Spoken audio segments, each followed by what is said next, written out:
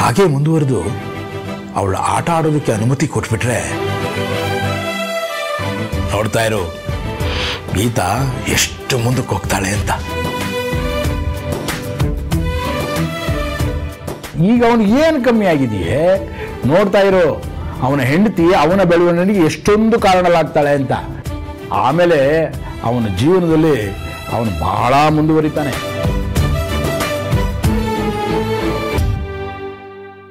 ಮಾವ ಬಾಮ್ಮ, ನಿನ್ನ ಬಗ್ಗೆನೇ ಮಾತಾಡ್ತಾ ಇದ್ವಿ.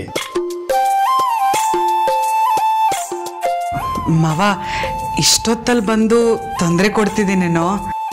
ಬಂದಾಯ್ತಲ್ಲ, ಇನ್ ತೊಂದರೆ ಏನೋ? ಏನು ವಿಷಯ ಹೇಳಮ್ಮ? ಅದು ಅಮ್ಮಂಗೆ ಮತ್ತೆ ನಮ್ಮ ಮನೆಯವ್ರಿಗೆಲ್ಲ ಇರೋದಕ್ಕೊಂದು ನೆಲೆ ಮಾಡಿಕೊಟ್ರಲ್ಲ, ಅದಕ್ಕೆ ಥ್ಯಾಂಕ್ಸ್ ಹೇಳೋಣ ಅಂತ ಬಂದೆ.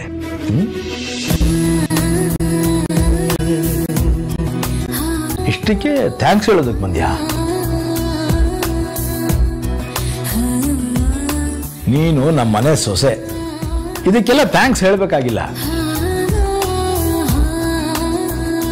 ಗೀತಾ, ನೀನು ನಿನ್ನ ಮನೆಯವ್ರನ್ನ ಗಿರಿಜತ್ಗೆನ ಚೆನ್ನಾಗಿ ನೋಡ್ಕೋಬೇಕಷ್ಟೆ.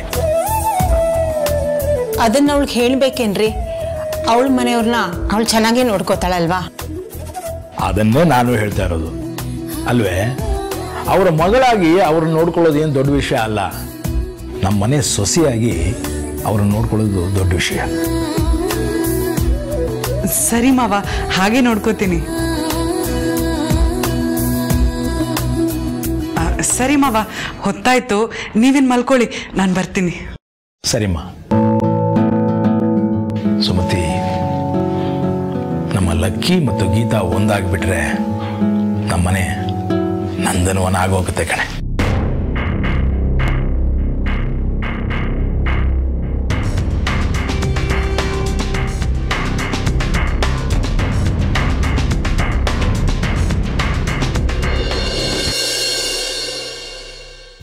ಲಕ್ಕಿಯವ್ರು ಎಲ್ಲೋದ್ರು?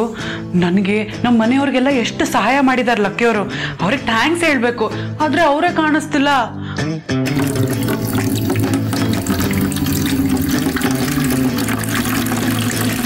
ಲಕ್ಕಿಯವ್ರು ಇಲ್ಲೇ ಇದ್ದಾರೆ ಅನ್ಸುತ್ತೆ, ಅವ್ರಿಗೆ ಥ್ಯಾಂಕ್ ಯು ಹೇಳ್ಬೇಕು.